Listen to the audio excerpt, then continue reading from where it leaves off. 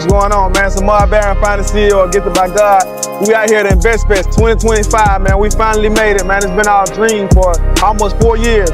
And we finally here, man. We was working with other brands, but we finally here. It's the moment we've been waiting for. Yeah, so my brand is called Get It By God. It's to inspire and empower all people to reach their highest potential through this their God-given gift.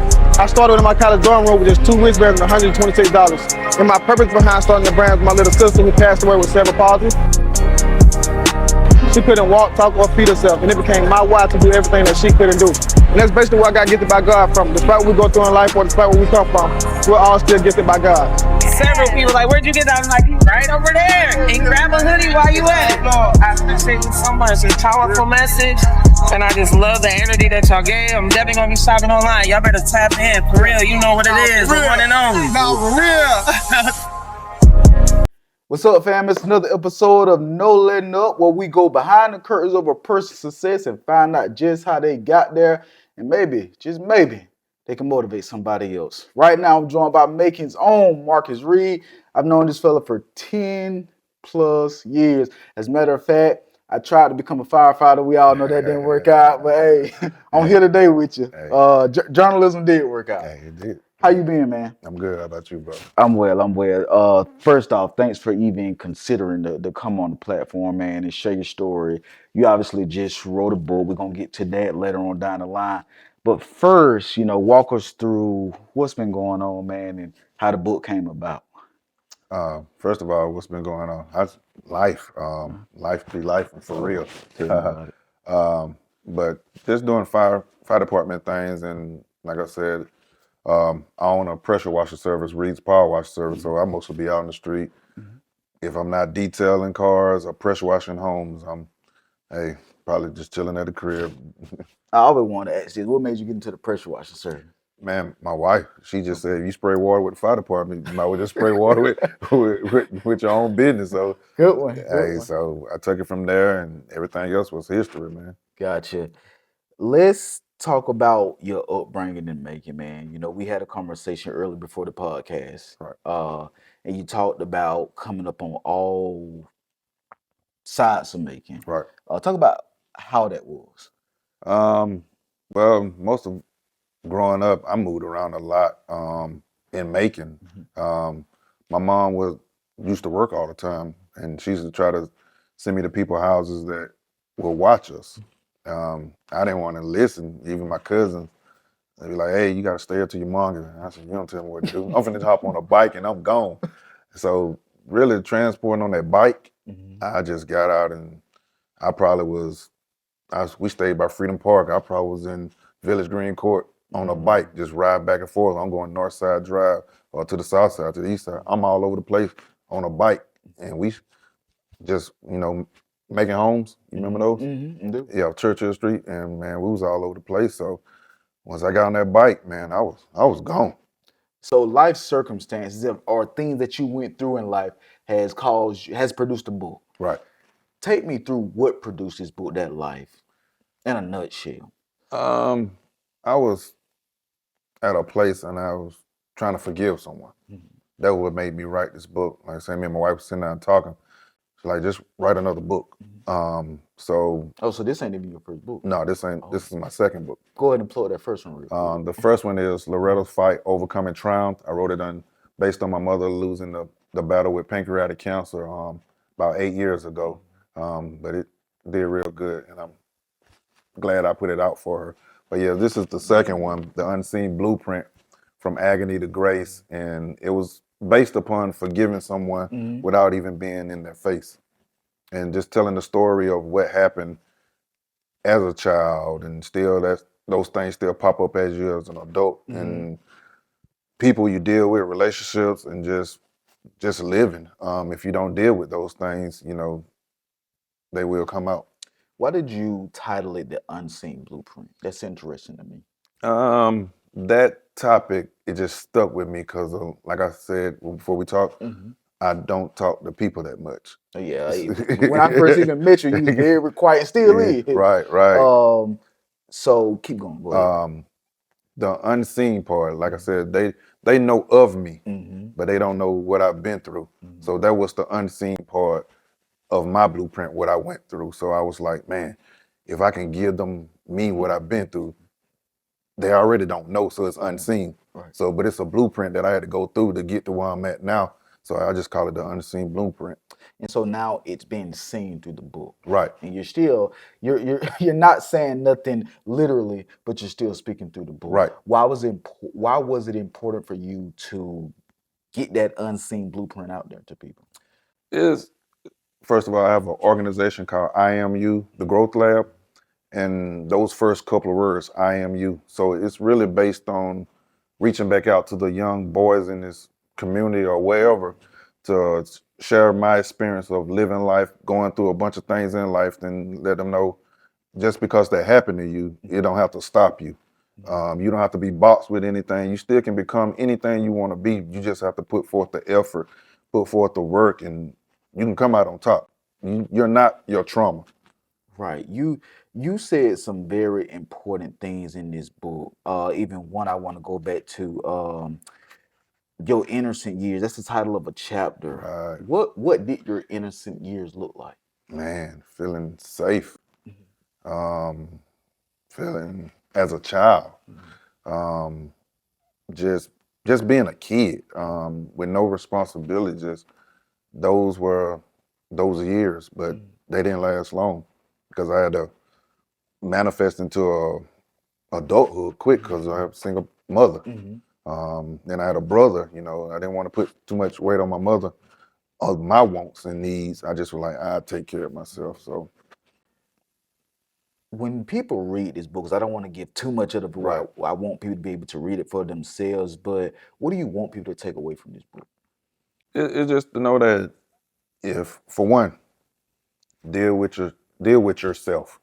You have to deal with the things that happen to you before you can deal with anybody else. Secondly, to help men, young boys, to overcome a lot of things in life as far as talking, feeling safe, feeling seen, being heard, appreciative. A lot of things like we talked, affection. A lot of things, we talked about, but young men need that. If they don't get that, they become numb to the cycle. Don't nothing bother them. And you didn't have affection growing up. Right. None of that. Like I said, me and my mother knew the love was there, but just to tell I love you consistently, to show the hugs, she wasn't that, but I don't fault her for that. I just never asked what she was dealing with or my father. So, and thirdly, I want to see a young child win. Even though I had to go through therapy, uncompartment stuff, talk about it, get it out, it makes me more aware of what I'm putting back into the atmosphere and talking to other people and living by that, what I do. So Before you got to a place where you even went to therapy, talked about how them traumas and things that you went through affected you, not only growing up, but even in being a man. man, it was hard, man, because I didn't see myself as a problem. I didn't see myself as a problem. Just even thinking like situations, like why everybody don't think like this? Why everybody don't move like this? But you have to understand, just because your left and right went through another journey, somebody else left and right went through another journey too. So when they didn't come from your walk or what you did in life, man, you have to look at their perspective on a lot of things. I thought my way was the right way. What did the right way look like to you? And just give an example of a situation where right looked like it was right to you, or where it looked like it was right to you, rather. Not struggling no more. Just feeling safe, feeling wanted. Affirmation. Just being seen. Being seen. You want to be seen. Be seen. That was it. By somebody. Because like my father wasn't there. Not having a father there. Obviously, that I don't think that's something that is just with our culture. I think that's just something that happens throughout different cultures. Right. But we know it definitely happens in ours. Right. Talk about how it affected you and even the household you grew up in. Because I know even again before this podcast started, you said that you basically had to raise, I think it was your brother. Right. So talk about that. Not having a father, it just made me put myself in a father mode for my mother, being protective. I remember guys used to try to talk to my mother and call the house, and they'd be like, you know, I ain't say my mother's name, but they'd be like, hey, can I speak to sister? I'd be like, dang, she ain't here. Then they'll call back and get her and be like, hey, some man answer the phone. She's like, nah, that's my 12-year-old son. So I was like, nah, I'm gonna be the father figure for her and protect her. Just being in that space of doing that without having him, it was nobody ever to look up to. I had to be myself, try to find that niche between different places, different situations of everything like that. And even with that being said, my mom used to try to get my uncles to try to, hey, you need to talk to Marcus, you need to talk to Marcus. And I'd be like, man, I don't want to hear that because you're not my father. Right. I wanted to hear it from somebody that I needed, but I didn't get it. Not to say me and my father not cool now, but just growing up, I didn't get it. In the book is my stepfather. God rest his soul. I just lost him a couple of weeks ago. But just finding it for yourself, it's hard, man. How did you begin to even find yourself going through all the traumas and things you went through? We're gonna go through some of those traumas. Man, just to be honest, I'll be 46 tomorrow. I just found myself. Like living situations, it just, they happen. And I never thought I would be in a lot of things. I remember, I'm gonna say this, and I thought my mother was crazy for this. I remember going to jail one time, and my mother said, leave him there. And I said, if I don't get out of here, I'm the one that take care of everybody. I'm the one that do for everybody. She said, I'd rather see you there than have to visit you there. And that didn't sit with me well until I just sat in that jail and looked up at the sky. I said, God, if I get out of this time, I'm not coming back. So after that point, I went to court, got the situation, whatever situation be, and I was like, man, you know what? I got to be better. I got to do better. I got to see better. Not to say other things didn't happen, but that was one thing I had to deal with out of that era. But man, it was rough trying to find the image of what you supposed to be like when it's not even, you don't even know what you're supposed to be like. Yeah. How did you, because I know you also talked about the mirror in the book, Right. looking yourself in the mirror. You know, when you looked in the mirror, what did you see? I saw brokenness, man. I saw anger. I saw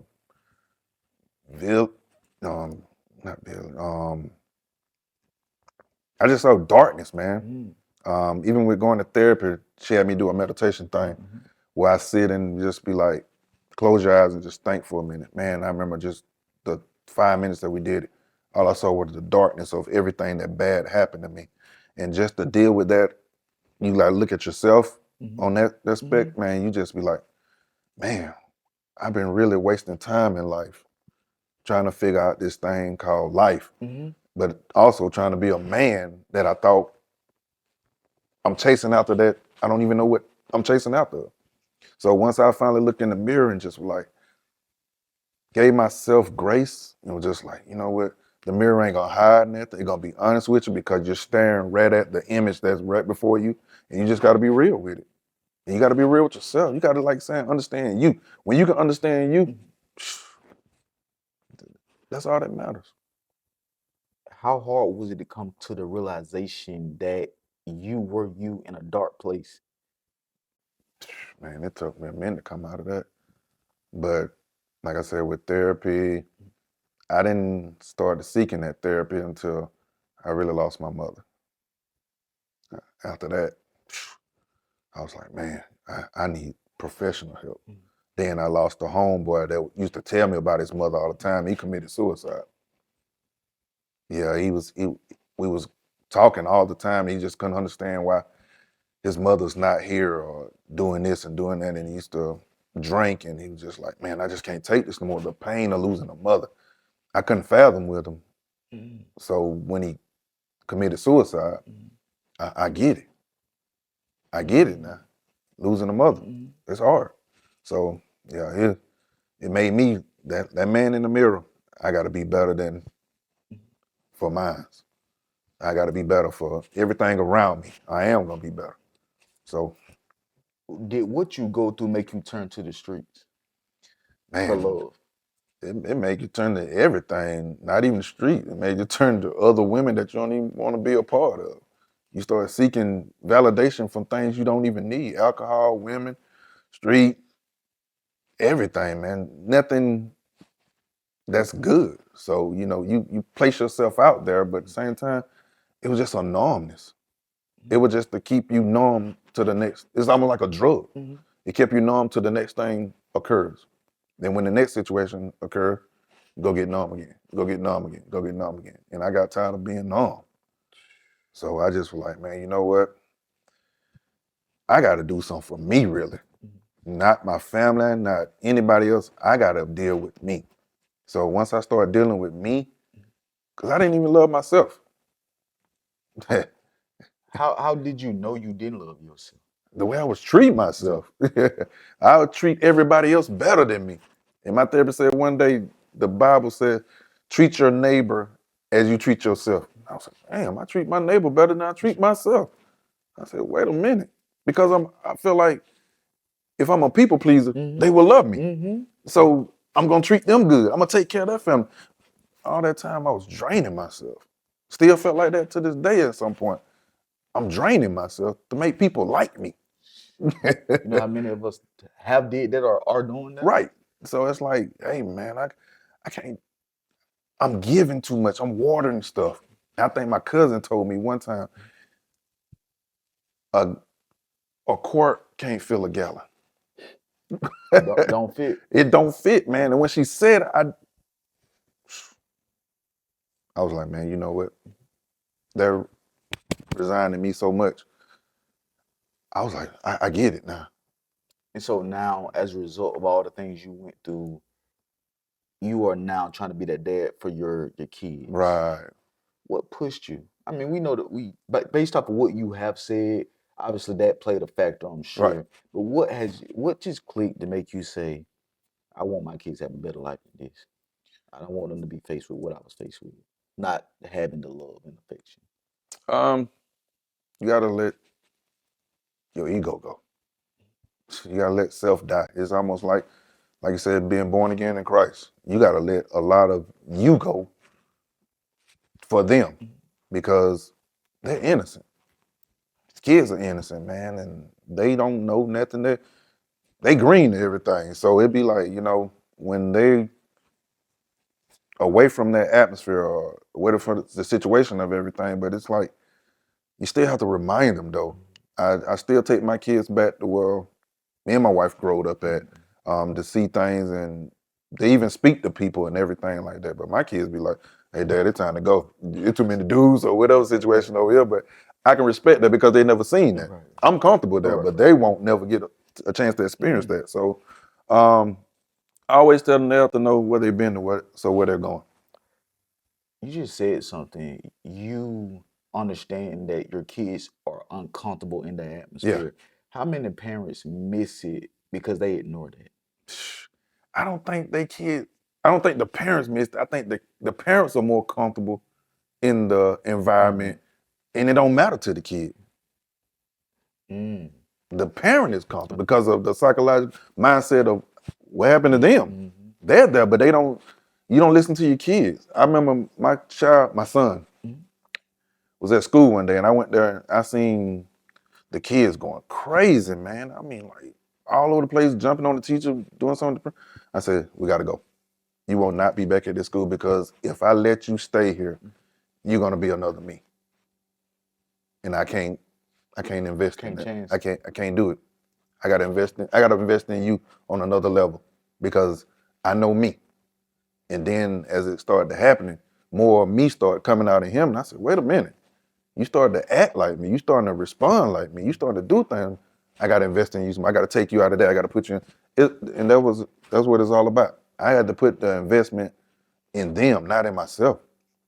You know some men that grow up hood street. Right. Some of them want their kids to be like that. You, however, there's a much different approach. Right. I don't want my son. Nah, I don't want my kids to even take on nothing that I went through. Because now, I could be at home and I can sit in a chair, but I'm still processing stuff that happened to me when I'm 12, 13. And for them to have to sit in that stuff is almost like having PTSD. Your mind been at war since you known. You've been seeing stuff. I done seen more dead bodies than a lot of people, man. I've been around people like really, man, they done some mess. So, but at the same time, you know, like I said, I had to give myself grace to that stuff, man. I just had to understand it. I stopped asking God why me and thank him for bringing me through it. How do you get through all of that though? Man, like I said, my mother, man, her faith, she always prayed over us, me and my brother. And it'd be the determination not to fail her. Even if while she's still not here, it's still like I'm working to accomplish so she can see me. And my brother's doing good for himself too, man. It's just like that praying hand that and my mother's side had, it just feels like it's still on us. You go back, you said you sit home sometime and you go back to when you were in your teen years. What do you remember? What are you seeing? Like I said, the darkness I was facing then, man, just being in a place of, it's like you're searching for something, but you don't even know what you're searching for. You just like, I'm trying to wither through life and be somebody, be seen, like I said, but at the same time, it's like, you can still feel that as a man and finding careers, finding relationships, finding this. I'm trying to be heard, trying to be seen, but I think you get misunderstood through those concepts sometimes. So Paint that dark place though. the dark, man, it was so dark, man, that when I closed my eyes, tears would just fall. I couldn't see light because, like I said, I was so busy taking care of other people. I didn't even take care of myself, man. I just wanted everybody else to be good. If they good, they made me good. But when it's not reciprocated, then I'm like, I'm vengeance. I'm like, I gave you this and I can't get that back from you. Nah, I'm a different person now because I go above and beyond to make sure you good, but you don't want to make sure I'm good. Right. So it puts me in a different space with people. It really does. But it goes to show, like I said, I never had to do that with my mother because I know I was going to get it back. I knew that was going to come back to me. But when other people started doing, I started doing for them, it just turned me very vindictive. I was like, man, I can't be around this person. I cannot be around it. Because I turned into something else. Even my barber was cutting my hair the other day. He's like, you want me to cut your eyebrows? I was like, why you say? He said, when you get mad, you gotta have horns come up out your eyebrows. And I didn't notice that. Because somebody told me that one day. Like, you get mad, you're like a totally different person. Like the world just, you black out. So I had to give myself like, I don't want that space. I want to see myself sitting somewhere, well, like by the ocean and peace, but I had to deal with me. I had to uncompartment. So I had to, even talking to my wife, I have to go back and talk about, hey, I ain't saying nothing back these years, but now I feel this way. I need to tell you, and it caused trouble because I should have said something then, but I'm compartmenting. You didn't know how to? I didn't know how to process. I didn't know how to get it out. I didn't know how to say it without feeling weak, feeling vulnerable. And that's what the thing my therapist, I hate feeling vulnerable. I think most men hate that. I think culturally, right, black men, they don't like to feel vulnerable. right. And I feel like once I feel vulnerable, I feel weak. So I had to let it go, man. Even with, like I said, processing the book and with being open with people, I have to be vulnerable because how can I help somebody if I'm not open to the concept of receiving them as they receive me? So I just had to let self die, man. Did your wife though make you feel comfortable in that vulnerability? I don't think nobody did. Because I trust. I ain't trust nobody with me. And I think that's a part of, I didn't trust nobody with me because the person I trust the most ain't here, my mother. So I never let them get close enough to feel it. Yeah, see it. yeah. It's always like a hands link. That's why before we started this, I told you I don't even talk at work because I feel like if you get too much of me, now you got me, and I don't like that. So I just keep my distance and be like, hey, nah, I'm only gonna give you what I want you to have, and then I'm not gonna even let you micromanage that to me. It's not gonna bring out my character. It's not gonna make me do this. I know how to respond to that stuff now.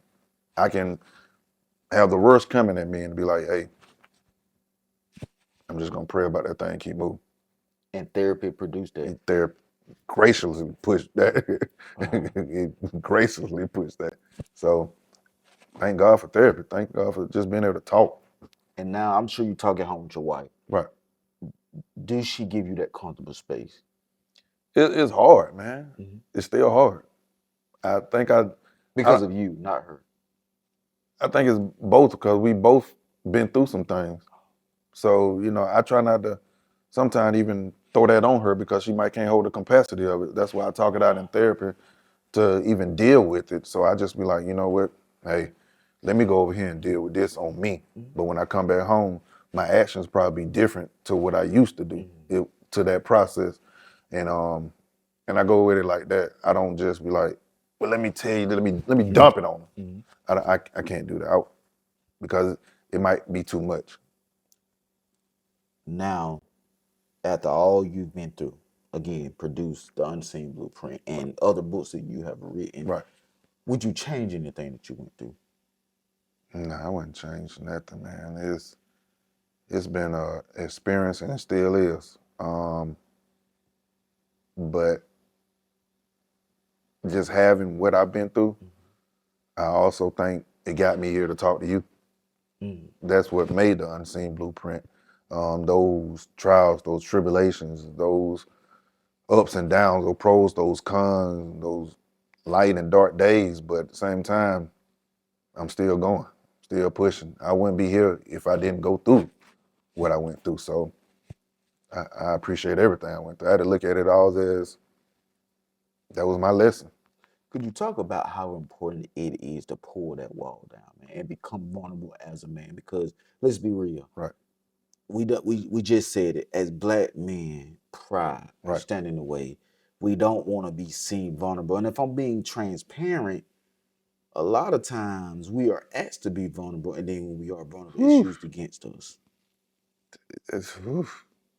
Specifically, and I'm not saying all, let me be clear about that, but some, when let's just say when you got a soulmate, some of us have a soulmate, girlfriend, wife, whatever the case may be, and vice versa. I don't want to say like it's just not the women who don't give us a safe space, Right. because some of us don't give our girlfriend or Right. wife a safe space. But from the man perspective, how hurtful is it to not have that open space with your significant other?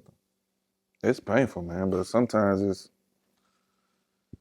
like I said, the way we was what's the word? Taught. So, And I call it almost programmed. Like I said, as a Black culture, we're programmed not to cry, suck it up. You can't do this, you can't do that. We're taught from birth we're against the odds. But so when I want to let it out, that little child still in me hear those voices. Don't you better not, you better not, you weak, you suck it up and doing this and that. So when you find somebody that you want to do that to, you shield because you feel like, man, I'm gonna get in trouble. Right. I'm gonna be punished for right. expressing my feelings. And I had to talk to one of my homeboys and like, man, we've been dehumanized as men so long. Oh boy. Talk about it. Yeah, we've been like we're not humans. But at the same time, it's like, man, you gotta, like I said, give yourself grace, man. You're human too. You have a heart. You feel something. But I don't think the world look at us like that. They don't. We're robotically train. I'm gonna say train to be like this as we grow up. Then when stuff don't go our way, they be like, man, where all that come from? Right. He compartmented. He angry. He's mad. He's like, yes, he's mad. Yeah, because he had all this stuff right, built in. So it's like he never let it out. Right. And somebody else, like I said, got the ticking time bomb that was building over the years on something they didn't even ask for. And the thing, what I've grown to understand through mentorship with young men is a lot of the young men don't even want to be the street guy. Right. They don't want to lash out. But as you said, they got so much built up and it just all comes out in the wrong way. Not making excuses wrong, because if you're wrong, you're wrong. Right. But there needs to be a teaching of why therapy is so important, why dropping your pride is so important, why being vulnerable with the right people is so important. Because you can't be vulnerable with everybody. Right. But you should have somebody that you can go to. And, you know, again, we have people that say, oh, you can come to me. Right. I know I've had people, you come to me and then a week or 2 weeks later, why I hear this from such and such? Right. That just told me I can't be vulnerable with you. And one thing about men, once we learn we can't be vulnerable with you, it's a wrap. That's it. And I think as Black men, you have to just find that one person. You know, you can almost tell if you can be vulnerable with somebody. When you hear how they're responding to you and how they're talking to you, you can know, well, maybe I want to talk to this person, maybe I don't want to talk to this person. And my mentees often talk to me because one of the first things I do when I'm gonna ask you how your day been, how life treating you. Right. If they say I need to talk, they will tell you the first thing I do is this. I just lean to the side, get it out, man. I don't say a word. They can sit and talk to me for 30, 45 minutes, hour 30. I ain't saying a word because I need them to just get it out. Right. No judgment zone. Right. I think it was there's a gym, a Planet Fitness. Right. They call it the no judgment zone. That is me when I talk to, matter of fact, it ain't just mentees. When I talk to people across the board, no judgment zone is so important, especially in today's time. You gotta hear people out. And I think if more people heard us out rather than trying to judge us or use it against us, I think culturally as Black men we would be better. But you can't even talk to us, or you can't even tell you can't even tell a Black man I love you. He gonna be like, what? You all right? Yeah, exactly. You okay? So thank God that I have men in my life that I can say I love you. And they say it back. There ain't nothing weak about it, nothing. You know I love you, man. I know you love me. That's it. And I just wonder how different would the world be? How much more different would it be, man, if young guys or guys, period, had that outlet to feel free like that? Man, it'll be amazing. Did you feel free? As young? What you mean? Like as far as the affections? Oh no, man. I'm shelled to feel free and to feel the love of it. Nah, but like you're saying, if we can tell each other or show the love the proper way, man, I think a bunch of king and queens, man, will be around here in more places that we even imagine, because you're hearing it more often, you're seeing it more often, you're seeing the affection, you're seeing the culture move to something that was bashing us at first. Now it's like it's something totally different, man. It's beautiful, man. Love is powerful, man. It's almost in the Bible. God just wanted you to love, and it speaks on that so much. But when I'm at you for how you look, I'm at you for how you dress, I'm at you for what you have on. We hating each other for the wrong stereotypical for everything, and it's like the devil is winning without even saying anything, because I'm talking about don't have to say a word. Don't have to say nothing, but man, if I could, my son was in a situation, and I had to deal with it, and it was another child, and at the end of that thing, I told both of them, the boy and my son, I love you, both of them, and the boy. Dad had never told him that. His father wasn't around. His father wasn't even in the meeting with me and my wife and our son. It was his mother. I hugged him after the confrontation, said, hey, man, I love you, but what do you need? He said, I just need to find a job. I got you. He just need to hear somebody got him. My son been hearing this forever. I put him in better places. But for this one to have a father present, like you saying, but not present, he just wanted somebody to help him. Change everything. Change everything. I check up on him. Hey, how you doing? You good? You straight? I'm doing good. I'm doing good, Mr. Reid. But you had odds with my son. But I had to show my son how to forgive.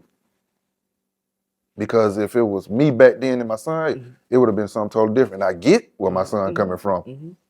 But I have to show him different. You got to forgive this. You got to move past this. Because if that grudge you hold against him, it ain't hindering him. Right. It's hindering you. Right. So you got to forgive, man. You can't hold it because you will let that energy of that person, what they done, have you so bitter inside, you can't even move forward to even enjoy the blessing what God has stored upon you, man. I feel like forgiveness is a long shot nowadays. Whew, man.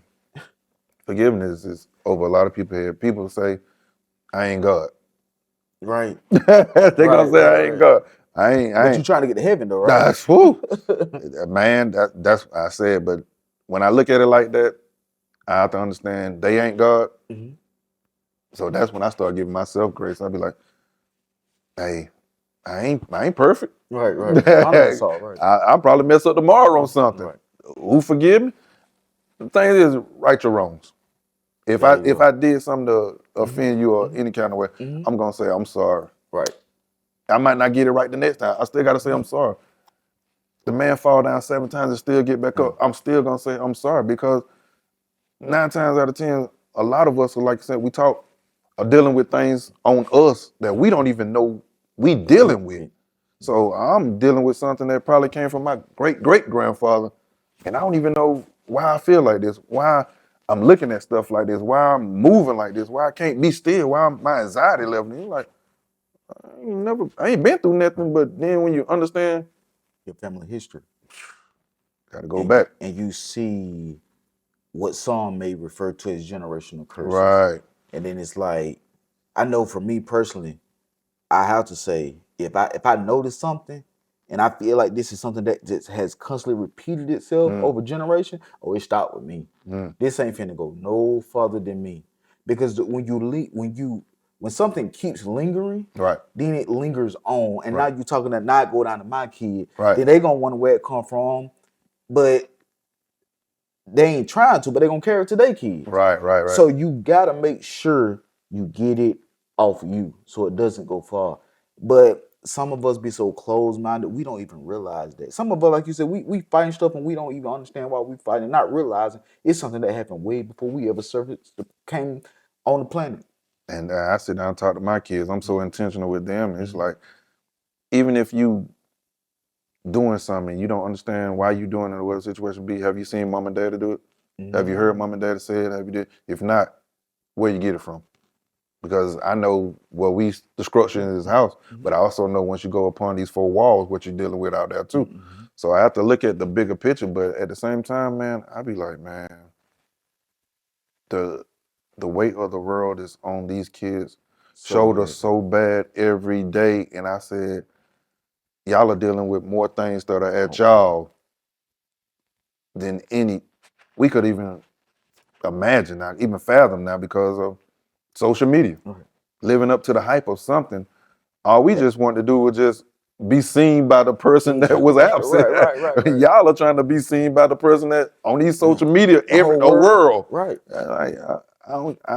I get it, but I don't get it. But at the same time, I be like, it's a lot to deal with. It's a lot to deal with. And I've had to come to terms with, it's easy for us to say, these kids, they this and they that. But when you really look at it, these kids dealing with a lot. Oh man.